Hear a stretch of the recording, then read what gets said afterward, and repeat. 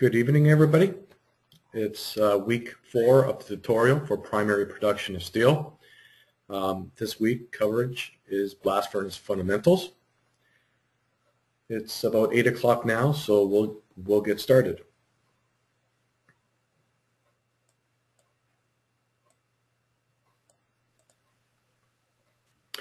So for this week, please be sure to review the courseware. They're grouped for weeks 4 and 5. Again, the courseware covers information, data. It covers tables useful tables that you could find. For example, how to calculate raft, pellet quality, and coat quality. It has a lot of useful data that can be useful when either doing some of the problem exercises, studying for your quizzes, or even in your workplace in the event that you end up working in a blast furnace. It's an excellent resource to have. There's also an article that has been posted. Well, not really an article, but it's a document that's been prepared, and it's called Reactions and Zones. If you haven't, please go through that. It actually goes through all the details that are addressed and discussed in week 4 for blast furnace fundamentals, and that will help you to better prepare yourself for the quiz for week 4 if you haven't done so already. So the agenda for this evening is we're going to review quiz 3, question and answers. And then we'll jump right into week 4 lecture. And I thought that I'd jump off by talking a little bit about the iron making blast process overview, blast furnace process. Then we'll jump into the blast furnace zones, the role of coke in a blast furnace, why it's critical on its quality. And in particular, one particular zone we're going to pay some attention to, and that is the cohesive zone. It's the zone that's about halfway down the furnace and why that's so critical. We'll discuss that. And then we'll talk about blast furnace reactions in twofold.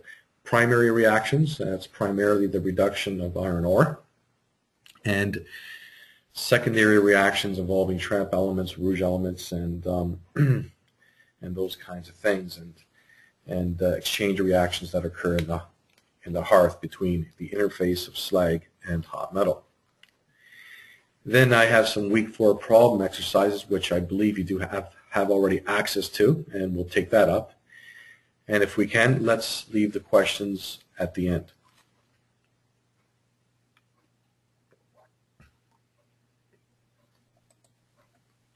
So on quiz 3, the first question that was asked was to match up the correct answer to the respective questions below. So how the quizzes are designed is that there's 2 quizzes out there floating out there, and they're randomized. And I took part of one quiz and part of the other quiz. So we may not take up all the questions, but we'll definitely cover the format of how the quiz was structured. So the first question of this was, if a gas is heated in a sealed container, what happens to its pressure? Okay, well, it would increase. So if you imagine a can, a sealed can, and you have a gas in there, and you put it over a campfire, then you would expect it to explode, right? Because the pressure is going to want to increase to a point that it's going to be able to break the container and release itself. If a gas is cooled in an open container, what happens to its volume? Well, it will decrease. And we saw that that volume and temperature are proportional to each other. If the volume of a sealed container of gas is reduced by half, what happens to its pressure? Well, it will double. Okay, so again, you have a sealed container of a gas, and suddenly you shrink that volume by half, but it's still sealed. Well, you would expect the pressure to increase, and it would, in fact, it would double. It's an inversely proportional relationship. If a gas is heated in a sealed container, what happens to its volume? A little bit of a trick question.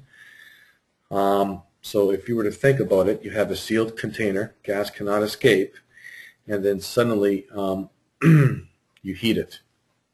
Well, because the gas is sealed in that container and you heat it, its volume will stay the same, the volume that is contained in that container. So the volume will stay the same, but the pressure will increase, but that's not what the question was asking. What would happen to its volume? It would do nothing. The volume will stay the same, whatever the volume was of the container. If the volume of a sealed container of gas doubles, what happens to its pressure? Well, that will go to half. The other part of the quiz that some of you may have seen or may not have seen was to match up the correct answer to the respective description below. So the format's the same, but the questions were a little different. And it's all part of academic integrity. Okay, so gas pressure times its volume will equal the number of moles times the gas constant times the temperature. Well, that's the ideal gas law that I just said in words. The volume change in a gas is directly proportional to the temperature change. That's Charles' law. Equal volumes of all gases under the same conditions of pressure and temperature contain an equal number of molecules. And from last week's lecture, that is the Avogadro's law on gas on the gas phase. And that's the beauty of Avogadro's law being applied, and why we bring it into the equation is because we are able to make a direct relationship between volume and mass through that. The volume of gas is inversely proportional to the pressure at constant temperature. Boyle's law. And finally, total pressure exerted by a mixture of non-reactive gases, and it's very key and important that it is assumed non-reactive gases for this law to work is equal to the sum of the partial pressures of individual gases, and that's Dalton's law, and that's what you were assessed on the second question. So moving in on to the second question, as you may recall, using the gas composition and 50 kilomoles of total gas, what is the mass of hydrogen? Okay, so if you know that in your gas composition your hydrogen is 8%, okay, then that means 8% of the 50 kilomoles will be the kilomoles of hydrogen. So 0.08 for 8% multiplied by 50 kilomoles will give you the number of hydrogen kilomoles, and multiply that by the molar mass, which is 2 kilograms hydrogen per kilomole, will give you 8 kilograms. And you apply the same logic to the other components as well. So for carbon monoxide, okay, it comprises of 20% of carbon monoxide, this gas. So it would be 0.2 multiplied by 50 kilomoles multiplied by the molar mass of carbon monoxide, which in this case it would be 16 plus 12. That would be 28. And likewise, the mass of carbon dioxide. So carbon dioxide is 20% of the gas composition.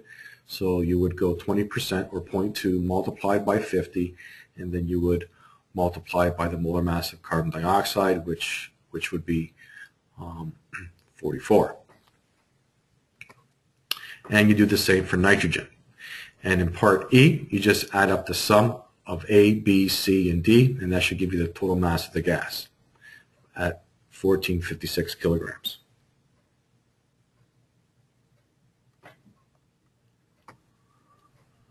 The third question asks is an ideal gas law question. So the ideal gas law is expressed as PV is equal to nRT.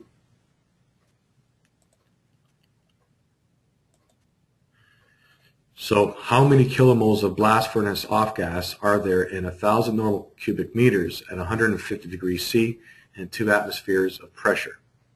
In this case, I gave you what the gas constant is. It's at 0.082. So this is just strictly applying the formula that we learned, the ideal gas law, and doing that. N is equal, so rearranging the PV is equal to nRT.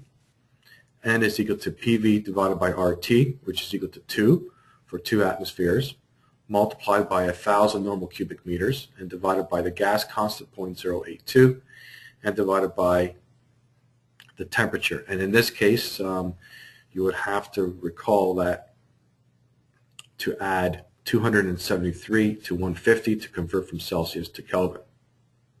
And that will give you 57.66 kilomoles.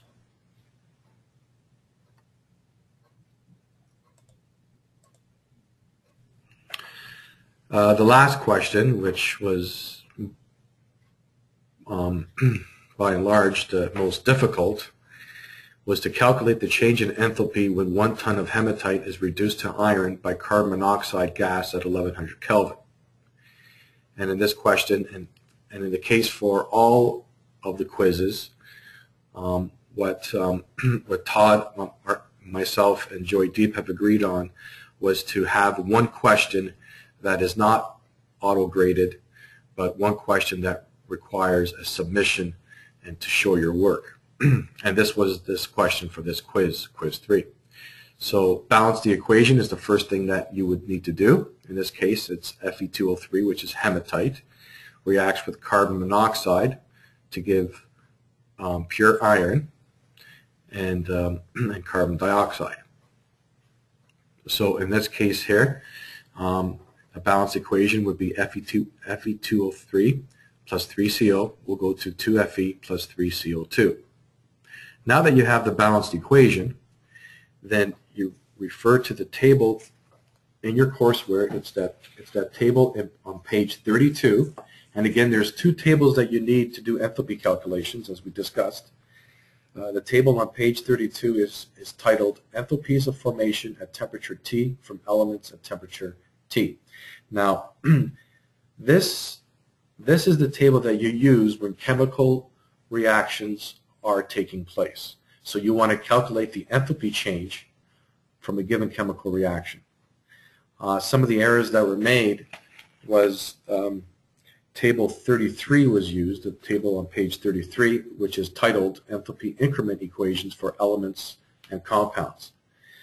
Now, what these are here typically is constructed by the heat capacities of these compounds. And this is something different. This is something that you would apply when there's a change in state. For example, you have a slab that you're heating up from temperature A to temperature B, and you want to calculate the enthalpy change from increasing the temperature of that slab from A to B. No chemical reactions are taking place. It's strictly sensible heat calculation. So for sensible heat calculation, this is the table that you would use, is on page 33. For chemical heat calculations, such as chemical reactions, if they're exothermic or endothermic, you would get that thermodynamic data from the table on page 32, which is entitled, again, Enthalpies of Formation. I hope that clarifies that part of it.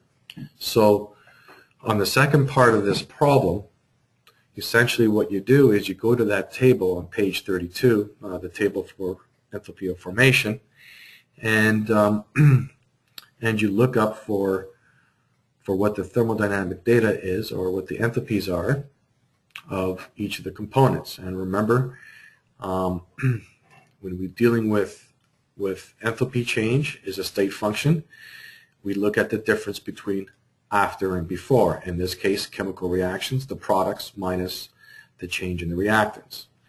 So we know that for pure elements, right, the enthalpy of formation by definition is 0. So you have 2 times 0 plus 3. So here's your 2 multiplied by 0, then plus 3, which is the stoichiometric coefficient, multiplied by its enthalpy change, which from the table on page 32 at 1100 Kelvin is negative 395,000. minus the change in reactants. And the change in reactants is you have Fe2O3, the table shows at 1100 to be negative 810,000, plus 3 is the stoichiometric coefficient in front of carbon monoxide on the balanced equation, and multiply 3 by its respective enthalpy change for carbon monoxide formation, which is negative 113,000. And that will give you, after summing all these up, negative 36,000 kilojoules per kilomole. Now, most of you, or some of you, stopped over here, and that's fine. If you did that, you got 2 out of 3. No question about it. But the question was asked, calculate the enthalpy change when 1 ton of hematite is reduced to iron. As you can see here, these are units of kilojoules per kilomole. So this is where the third step comes in. You need to take the enthalpy for 1 ton of Fe2O3. The molar mass of hematite is 159.6 kilogram per kilomole. So then what you need to do here is take 1,000 kilograms for 1 ton, divided by the molar mass, which is 159.6, and then you multiply it by the negative 36,000 kilojoules per kilomole, and that gives you negative 225.6 megajoules for this reaction. And that's an exothermic reaction, the fact that the sign is negative. So what this is saying is, and it's going to lead into this evening's discussion, is as hematite is being reduced to iron by carbon monoxide, it is providing the process heat, which is a good thing. When we take a look at the other question that was asked for some of you, but not all of you, is to repeat the exact same thing, but instead of carbon monoxide as the reducing gas, hydrogen as the reducing gas at 1100 Kelvin. So again, you follow the same steps. You have a balanced equation. In this case, it's Fe2O3 plus 3 hydrogen goes to 2 iron plus 3 H2O. You apply the same methodology for the enthalpy change calculation, where you take the change in the products minus the change in reactants. And in this case, it's 2 multiplied by 0 because iron element is 0, enthalpy change formation, times 3 multiplied by the enthalpy of formation of water, which is negative 248,000. Then you do the same for the reactants for hematite and hydrogen. Again, hydrogen being an element, a single element, it's by definition 0.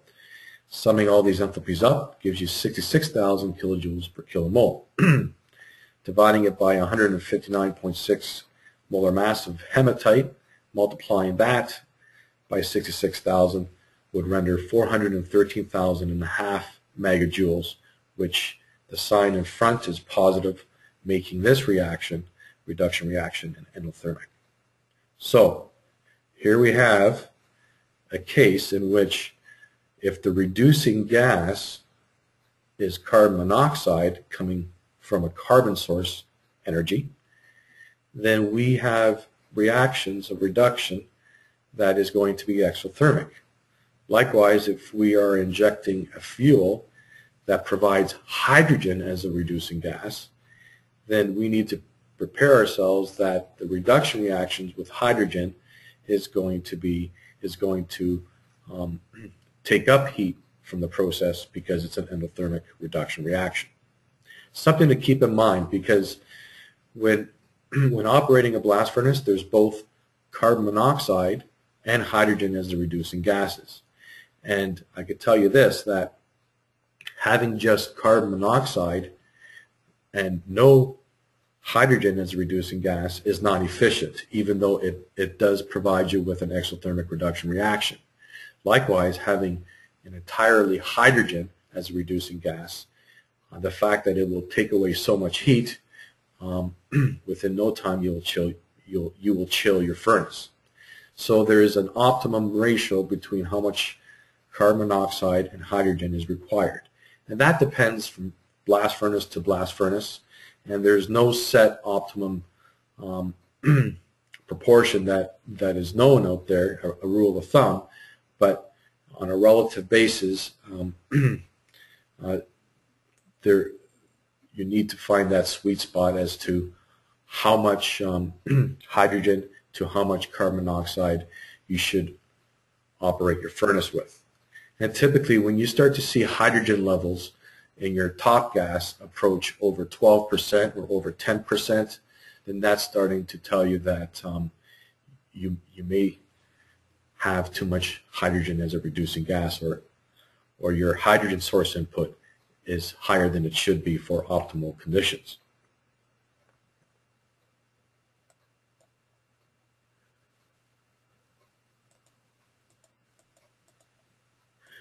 Okay, so continuing on here, let's move on to this evening's lecture. The iron blast furnace. Well, we spent the last 3 weeks talking about it. There was some great discussion on it on week 1, and we discussed reactions that take place in a blast furnace, and we all have a feel as to what the blast furnace, what the purpose of the furnace is. And essentially it's to take raw materials from the earth, which is at ambient temperature and in solid form, and the blast furnace converts that into hot metal at 1500 degrees C. And to do that, this process, which is considered a black box, even after 700 years in its development, right? The process does consist of many steps and reactions and sequences, which we'll address some of these this evening.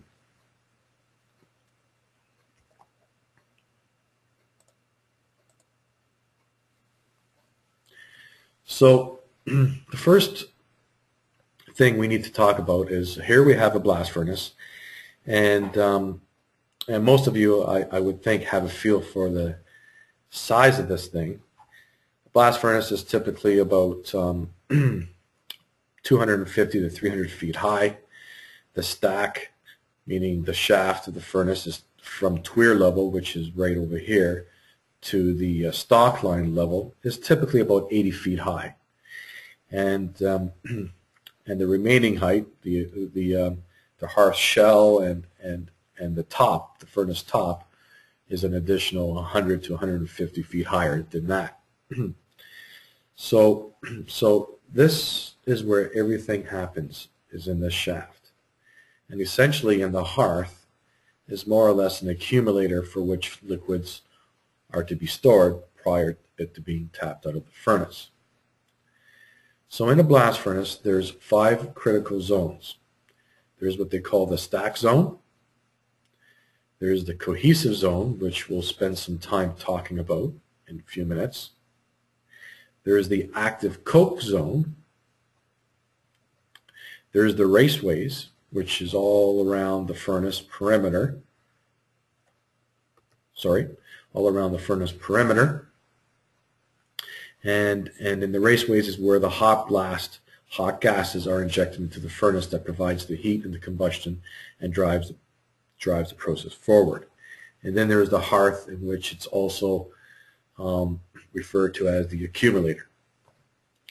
So starting off in the stack zone, the stack zone is where the burden materials are still in its lumpy form, meaning that there's reactions taking place in the stack zone, but no melting has occurred as of yet. And it's a very, very important zone in that it provides the initial stages of reduction. And as we saw with the case of carbon monoxide as a reducing gas, it leads to an exothermic reduction reaction, which preserves heat and it provides heat to the process. So we want to keep this shaft zone or lumpy zone as efficient as we can.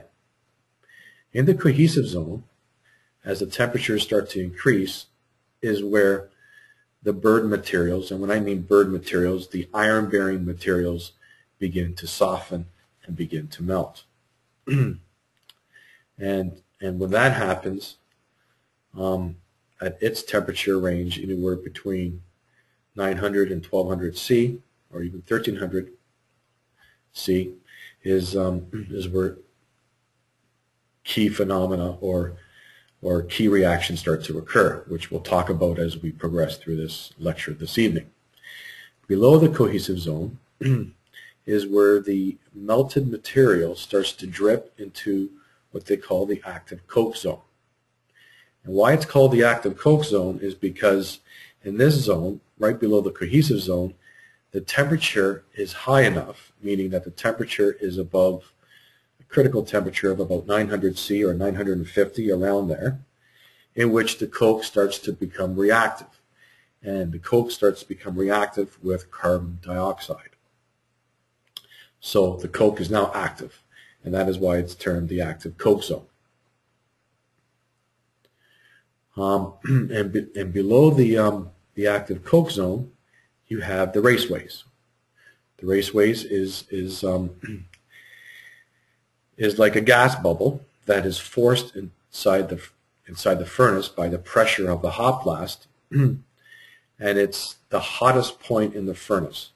It's where the hot blast comes in through the penstock, down and through the tuyeres, injected into the furnace, and it creates a cavity, which is called raceways.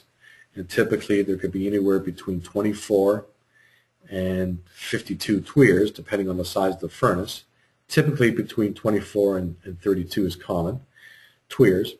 And all these raceways are around the perimeter of the Bosch area. And the gases then react with a hot coke, which now it's the active coke because the temperature is high enough, and then the combustion reactions of oxygen with carbon take place, and it provides the heat to the process, and it drives the process forward. So this is where, in the raceway, is where everything is starts and where all the heat is provided.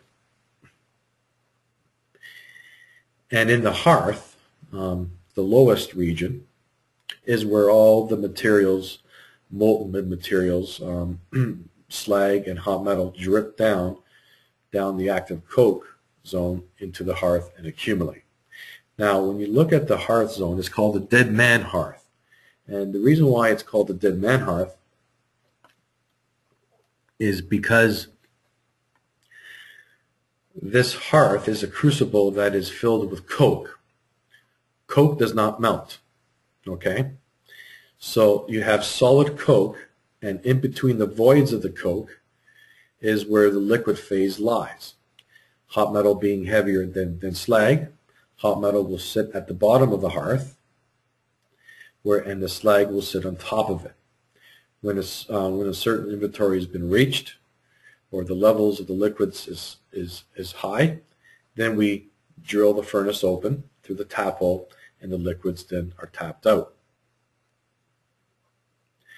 Kind of like, imagine a glass of water with ice cubes in it, and envisioning the ice cubes to be the coke and the water between the ice to be your liquid phase, in this case hot metal or slag, that kind of thing.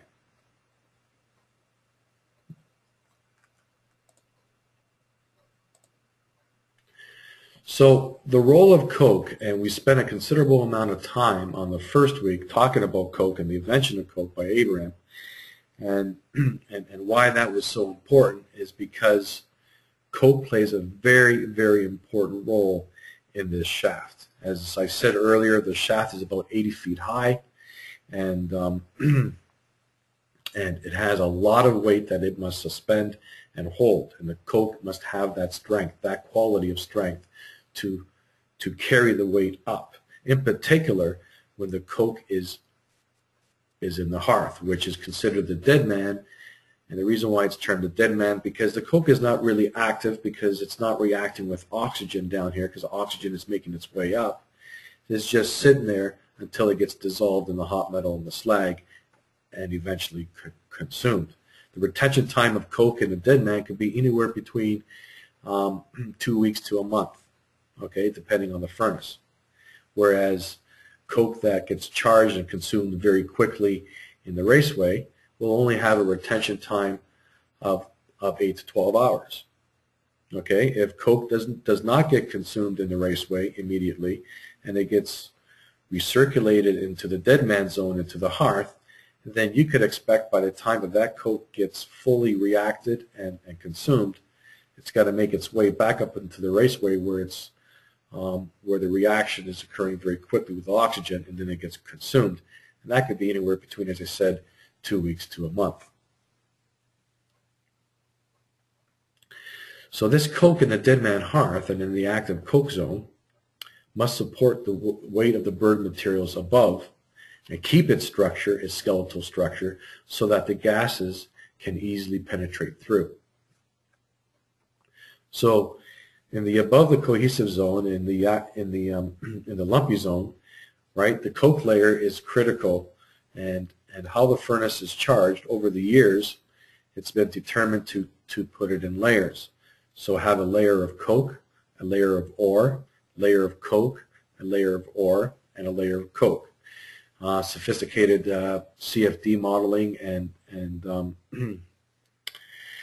simulations have indicated that indeed is the best way to burden the furnace for maximum permeability, as was found through the evolving years of the last several years. In the cohesive zone, why the coke slits are important is because the burden materials, in particular the iron, the ore layer starts to melt and gas cannot penetrate through the iron layer, but it penetrates through the coke slits. That's how it makes its way through the cohesive zone. Then in the dead man hearth zone, it's very critical to maintain that skeletal structure so that the liquids can flow and get casted out of the furnace, and also to protect the hearth lining. And in the raceways, the coke must also be reactive when you want it to be reactive. So the minute it goes into the raceways, it reacts and it generates the heat that is required to drive the process. So depending on size and size distribution, okay, coke is really reliant on that. So this is a still picture of a blast furnace. And how this has been developed over the years and well understood, it's something that is in recent time, in fact. In the 70s, in particular in blast furnaces in Japan and Europe, they've conducted a series of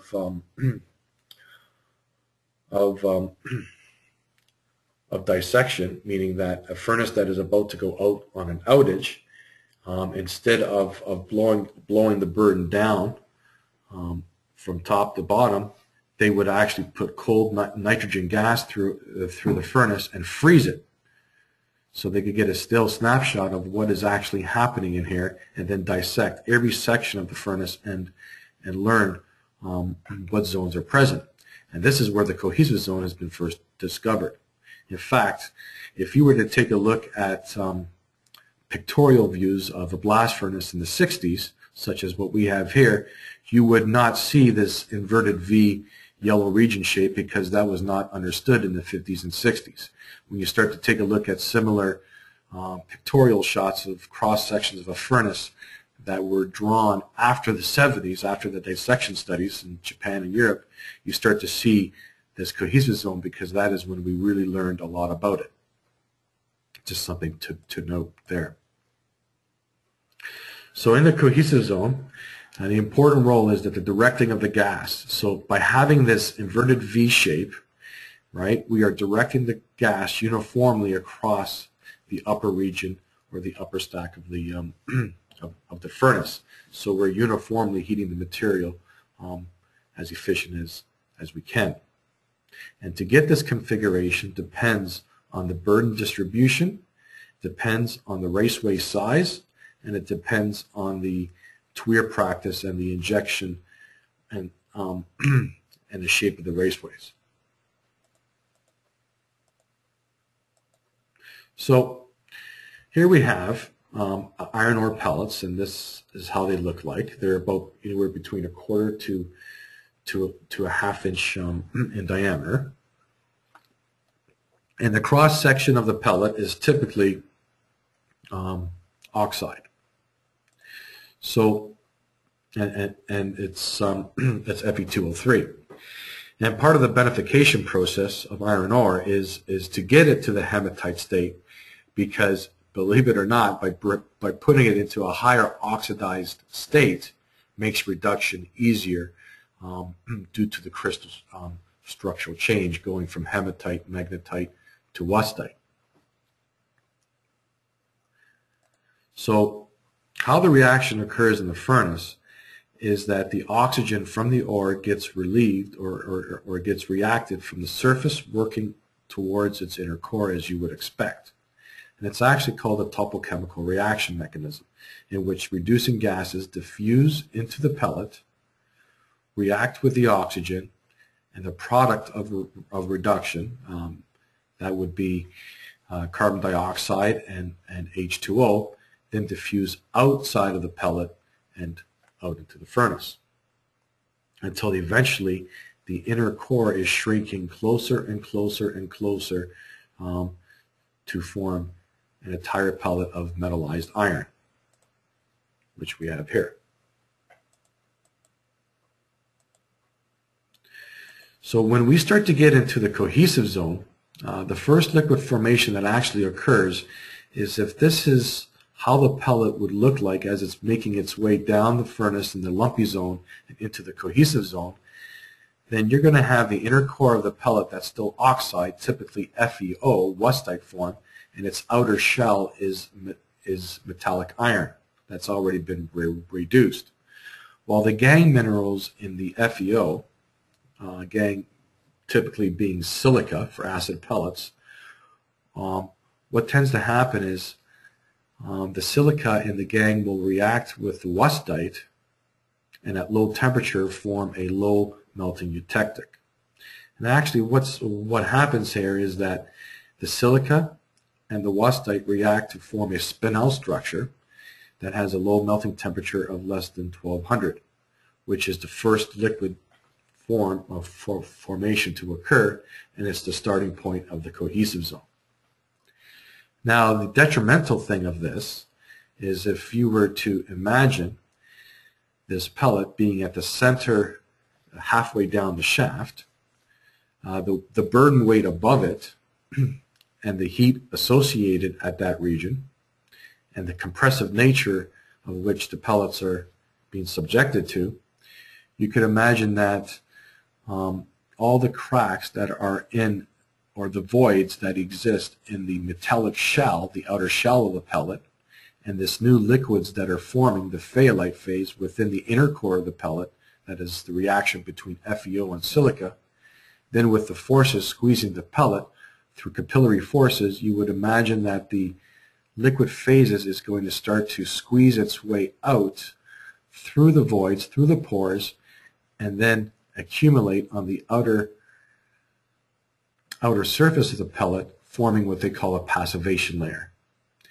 And that passivation layer prevents any further reducing gases from making its way or diffusing into the pellet to continue the reduction of the oxides that exist in the inner core of the pellet. So at that point, reduction stops until smelting reduction down in the hearth takes place.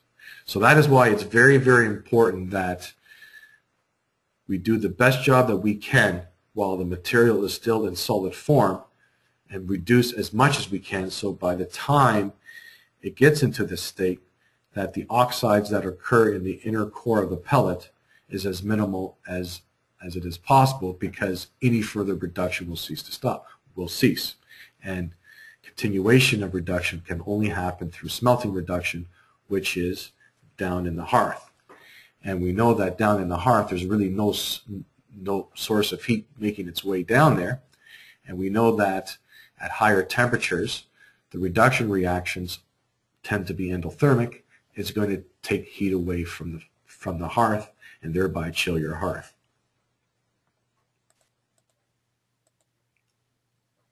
So, indirect reductions is the reduction that occurs at the upper stack of the furnace, the lumpy zone, and it's essentially taking hematite and stripping oxygen off in stages until we start to increase our percent metal, our percent iron. So hematite goes to magnetite. Magnetite further reduces with carbon monoxide to produce wustite. And then wustite reacts with carbon monoxide to produce iron. And it's in this stage when you have wustite available with silica and the temperature is being high enough, you start to form the softening phase or the first liquid melt, which is the start of the cohesive zone. The enthalpy change of reaction in this, as you can see, is exothermic. So in the upper part of the furnace, when things are still solid, right, we are doing reduction that is giving the process heat, something that's very good and we could take advantage of.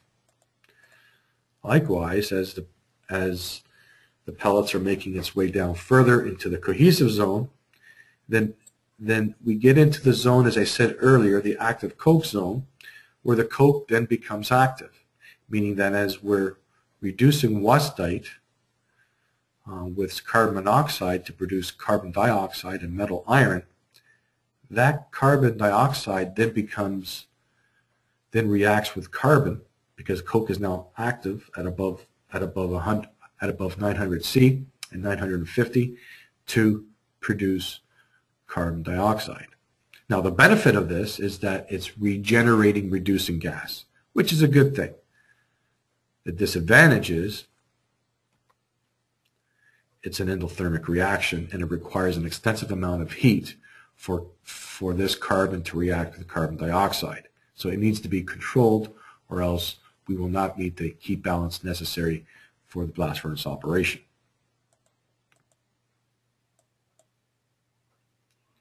So the solution loss is carbon reacts with CO2 to form 2CO, and this typically happens at greater than 900 C.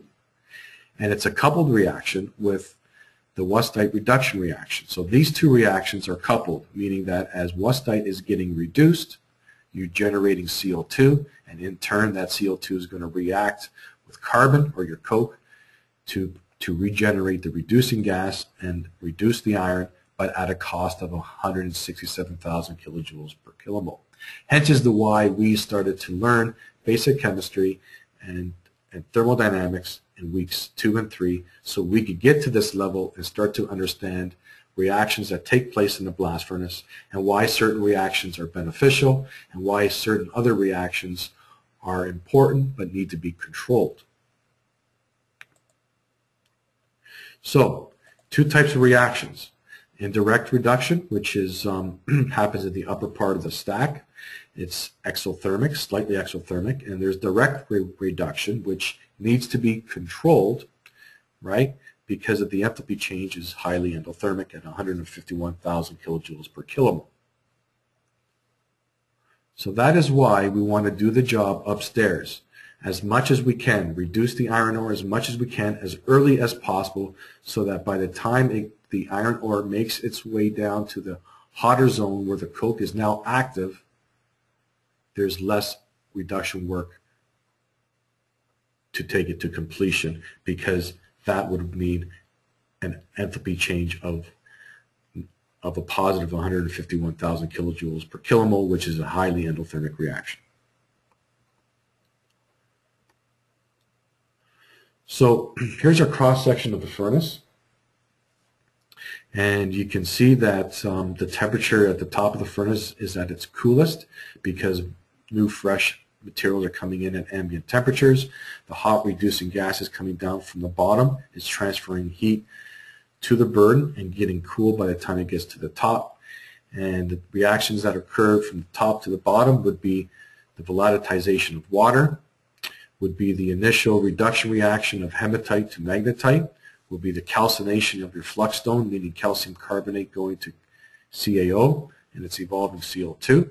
And then it's further reduction of magnetite to FeO, and then we start to get into direct reduction of FeO with carbon monoxide, which is direct reduction, indirect, and then the remaining FeO reacts with carbon, right, to iron, which is direct reduction, and that occurs near the cohesive zone, just above the cohesive zone and into the cohesive zone, where then it terminates due to the liquid passivation effect.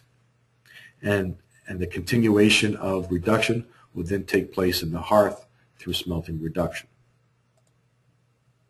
So Fe2O3 goes to Fe3O4 in the upper stack, Fe3O4 to FeO just above in the lower lumpy zone region, just above the cohesive zone, and in the cohesive zone, just above the cohesive zone and slightly into the cohesive zone, we have FeO going to iron.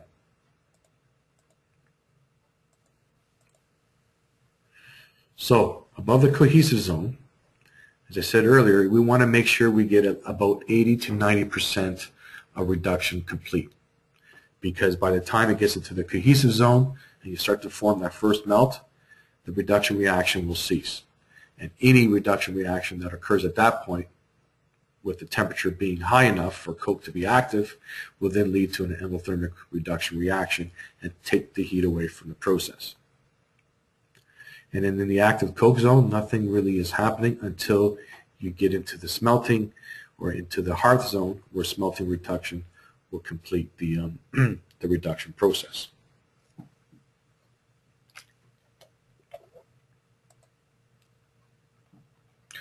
So something to keep in mind here, this is a good graph to look at, especially when you start to prepare for your quiz. This here is your indirect reduction. Sorry, let me go back. This is your indirect reduction zone. Your indirect reduction zone comprises of a preheating zone where the materials are heated up, and a thermal reserve zone. And then down below here is where your reduction zone are taking place.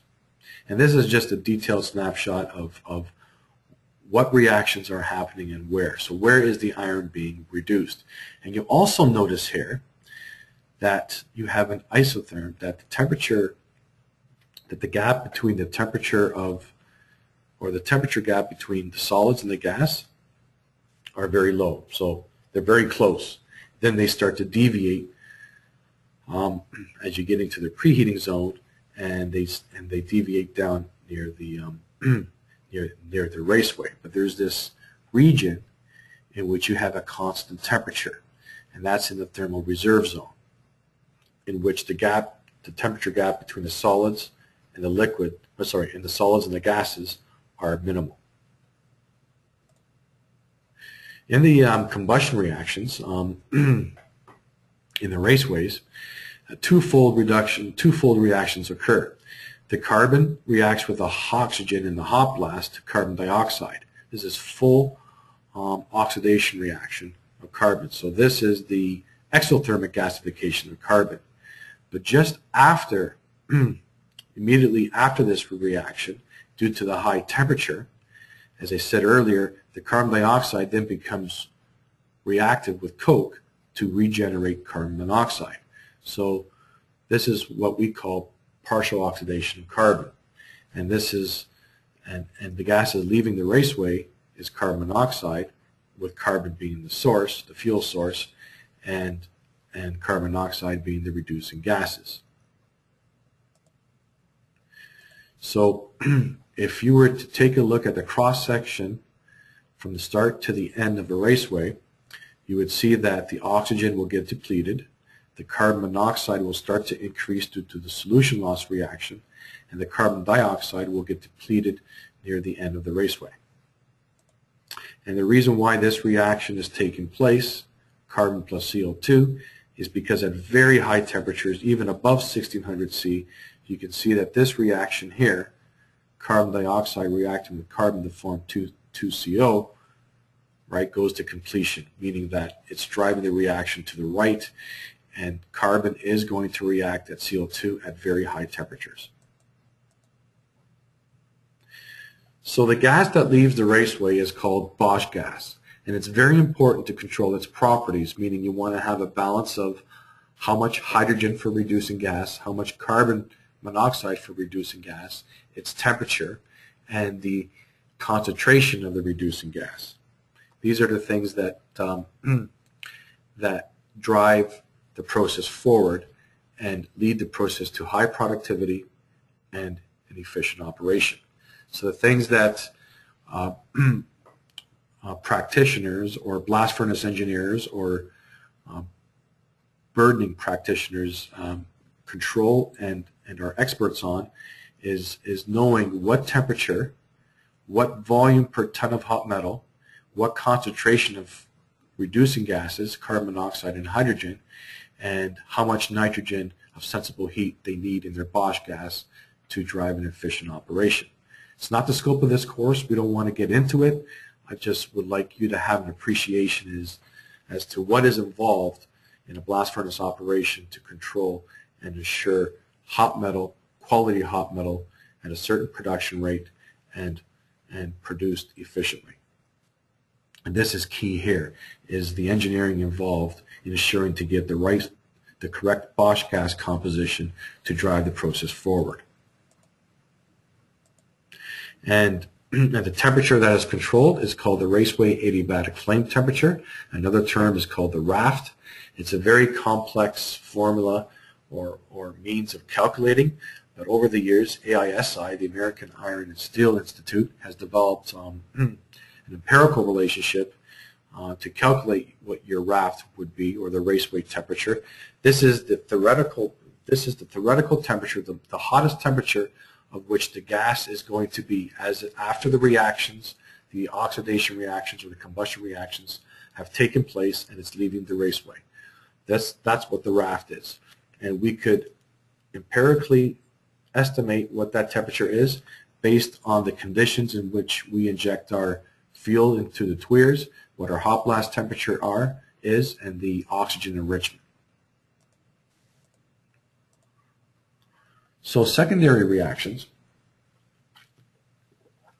are reactions in which carbon reacts with silica, sulfur and coke ash, and sulfur is evolved as a gas, and sulfur also reports the hot metal and slag as well, and the cycling of alkalis. These are all important secondary reactions. There's very good notes on this.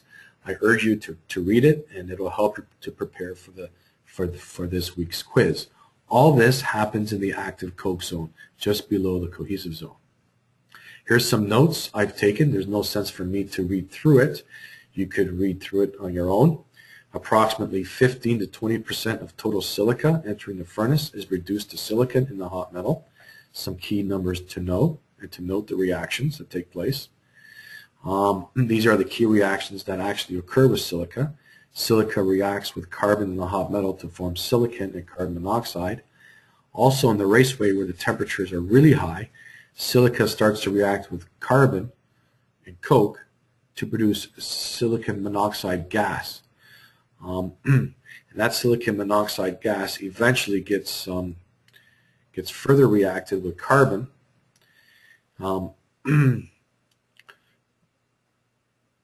Yeah, so that silicon monoxide gas is formed up here, and it reacts back to that silicon monoxide gas. Then up here in the higher region above the raceway, then starts to react with carbon to form silicon in the hot metal and carbon monoxide. So it's happening this. So what happens is the silica and the coke at the very high temperature react with carbon, form silicon monoxide gas, and just a little higher up above the raceway, the silicon monoxide gas then reacts with carbon again, forms silicon in the hot metal and carbon monoxide gas. Another secondary reaction that's very critical. This is the mechanism in which dictates how much silicon is going to go into your hot metal. Also in your notes, please read manganese oxide, and between 20 to 40% of the total manganese oxide entering the furnace is reduced to manganese in the hot metal. Phosphorus, almost 100% of phosphorus ends up in the hot metal.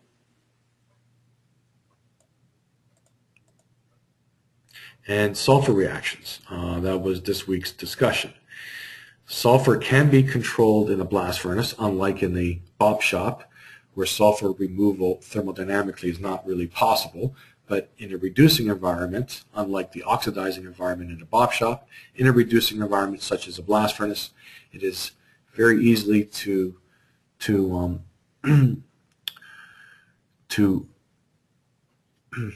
remove sulfur from your metal. However, to do that is a huge cost on fluxes, as you can see here, that is required to be in the slag phase, and carbon, coke, is required. So from an economical standpoint, it is best to desulf the hot metal to the level that you need to get to for steel making outside the blast furnace before steel making, such as the desulf operation, which I'm sure Joydeep will get into at the beginning of his section of the second half of this course. Alkali reactions, also very important. They need to be controlled on how they go into the furnace. So the best way to control alkalis is definitely by minimizing the loading in the burden and not putting it there in the first place. They come into the furnace in form of a silicate, okay? Then they get reduced to potassium vapor and sodium vapor, and then they get reoxidized again into a carbonate, and it makes its way down, forming scaffolds on the walls, causing accretions and buildups on the wall and resistance to burden movement, causing a total upset to the operation. This was a chronic problem in the early 70s when new ores or when ore bodies were being depleted and they were tapping into new ore bodies with alkali loading and not realizing that the effects it had on the blast furnace. Literally around the world in the late 60s, early 70s, blast furnaces were kind of dying on them and running poorly and inefficient, and it was found through studies and that kind of thing to be associated with high alkali loading. So since the 70s, this problem has more or less been resolved, and it's been resolved by not putting alkalis into the furnace in the first place and controlling the source of the raw materials that come in. Because what happens is alkalis get reduced, they form a gas, they become volatile, then they recondense in the burden, and they have this everlasting cycling load. And to get that cycling eliminated, right, is very difficult to get that that amount of alkalis outside the furnace. The only way to really bleed it is through the slag phase and to modify your slag so that it will remove the alkalis through the slag phase. And to do that, you have to run at a super low Ba, basicity, to do that, and that would mean that your sulfur would be high. So you need to balance alkali removal and sulfur removal. Good. So refer to that that document I was telling you about for further information.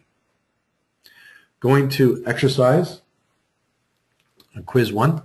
State and write balanced equations to write two exothermic and endothermic reactions that occur in a blast furnace. Calculate the enthalpy change at 1100 Kelvin. Well, you can see here, you follow the same format as you did on the quiz for the last question. Okay, here's your chemical reaction. It's enthalpy of products minus reactants. Go to that table on page 32. Look up its respective enthalpy change of formation at its respective temperature, in this case 1100, and just use those numbers, add them up, and you get negative 17,000 kilojoules per kilomole, exothermic. For the case of FeO plus C goes to Fe plus CO2 plus CO.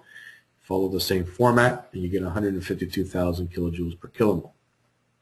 And so on for the solution loss reaction here, carbon reacting with CO2 to get 2CO, you have a positive 169,000 kilojoules per kilomole, and so on. So in the thermal reserve zone of the blast furnace, the temperature is essentially the same. Why? And that's where you have the one temperature in the thermal reserve zone that we saw on the one graph, the vertical line. And that is because in the thermal reserve zone, that is the zone in the furnace stack where magnetite is reduced by CO and hydrogen to form westite. And in this zone, a combination of cold materials are coming down from the top and hot gases are entering from the bottom, and they combine a series of complementary exothermic and endothermic reaction, which renders an isothermal condition. And that's why the temperatures are so close, is constant and tied together between the solids and the gases. Why is the ascending gas directed by the coke slits? Well, the coke layers do not melt. They're very permeable, and that is very critical for driving the furnace, for allowing the gases to pass up through the burden materials in through the cohesive zone and up the stack. And it offers less resistance to gas flow into the layers of iron ore or semi-molten material. So that's all I have for this quiz. And I'll take this, I'll take questions if there are any questions.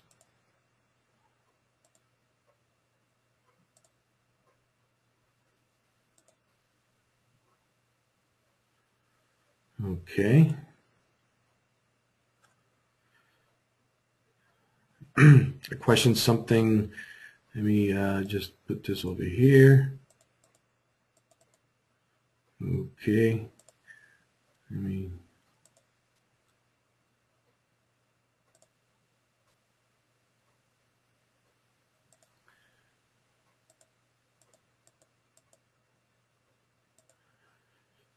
So I'm trying to read the question here, but I'm having difficulty doing that for some reason.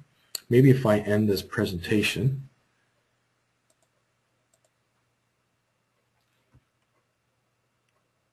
Okay.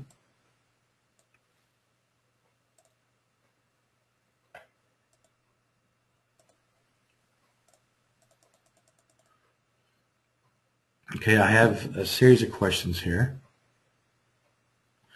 I'm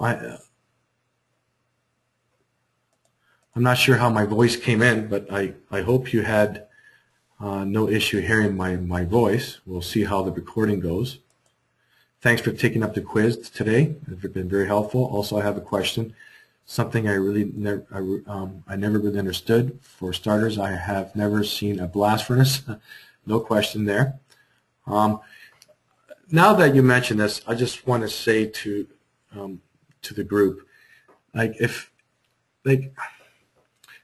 was a lot of frustration on the third quiz, and there's no need to be frustrated. This is not new. You're not the only ones, trust me. We know that this is a technical course. We know that this is a technical program. But the last thing that the university wants to do, and that I want to do, and Todd wants to do, is discourage people that are working in the steel industry to take this course because of the technical nature of it. Okay, sure, the technical part of it, the basic chemistry and the thermodynamics is important to understand, as we discussed this evening and in the last couple of weeks. But that time is going to end, okay? I'm going to be a distant reminder of the past coming in the next few weeks, okay? And you're going to move on, and you're going to move on to other parts of the course which you will definitely benefit from. And I know this because I taught the other courses, and I'm a metallurgist, and I know what's involved. So my recommendation to you that are non-engineers or non-technical personnel that are, in a purchasing role but related to the steel industry, continue on your path. Like the chemistry component of it and the thermodynamics component of it is going to comprise no more than 10%. It's going to be less than 10% of your total mark, and in this one course, okay? So there really isn't any room to really get frustrated over it. It's not worth it.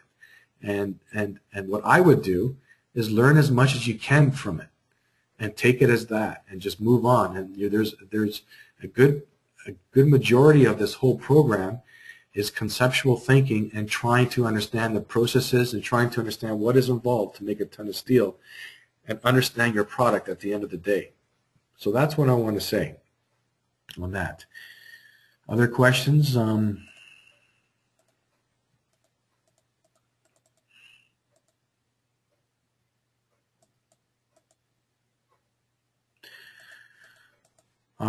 Do you see the blast furnace procedure being adapted for zero gravity or low gravity? I'm not sure what you mean of that question. If you want to send me an email with further discussion on it, please do so. I'll be more than happy to take that up. But gravity is definitely important. I think we had this discussion or a comment on this on one of the discussions earlier in the last week or so. But It is necessary for the blast furnace. I'm not sure exactly what you mean here, but if you want to send me an email to discuss this further, we can, not a problem. Turbulence or baffles. Is there any turbulence or baffles in the furnace? There are no baffles. It's essentially a straight down. There is that Bosch angle that we talked about in week 1, which with the invention of coke, that Bosch angle was able to reduce at some higher angles, and that helps to support the burden. But essentially, what holds the burden into place is the coke. The coke is the skeletal structure of supporting the burden in the furnace and allowing the gases to pass through, as well as the lift force of the hot blast that enters inside the furnace.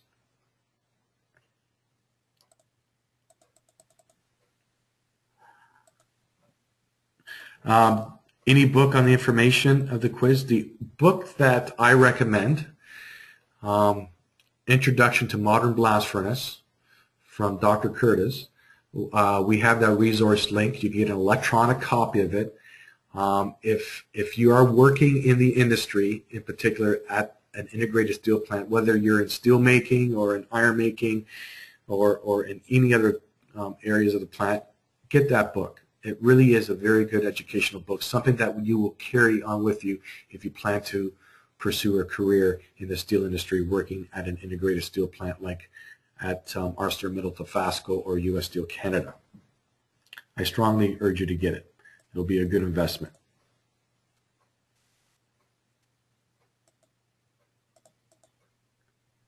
Okay, so you can hear me fine. I'm glad to hear that. It's one empty chamber. The blast furnace is, again, one empty chamber. If you ever get the opportunity and you're working in a steel plant and your blast furnace is down for maintenance, ask, let me take a tour of the furnace, go and see the top of it, and you will see one big cavity. It's just amazing. It's a big black box, and literally thousands of reactions is happening at the same time simultaneously. Those 5 zones are in that big cavity, and it's very critical how those zones all work together. So if one zone, such as the lumpy zone, is not doing its homework, or it's not doing its work, it's not doing its reduction, it's not doing the reaction that's intended to do it, then that means its next sequential zone that it enters, the burden materials, that means the work has to be doubled up in that zone, which means that the process is now under stress. So very, very, very, very important that those zones get work in unison, and that they do the work that they're intended to do. Another question here.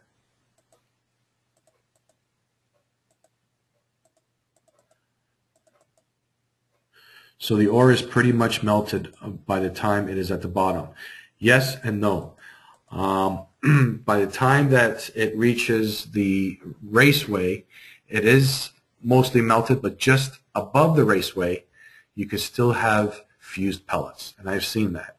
And that means that the root of the cohesive zone, it's making its way down towards the tuyeres, and when that happens, you have to be very careful and try to avoid that condition because it could tip your tuyeres in and cause breakouts. Very, very good question, and it's an important observation that practitioners tend to look at when they're opening up tuyeres for maintenance and see what they have in terms of a cavity in the raceway or in the tuyere, and if they see coke or if they see actually pellets above, which I've seen many times. Good question.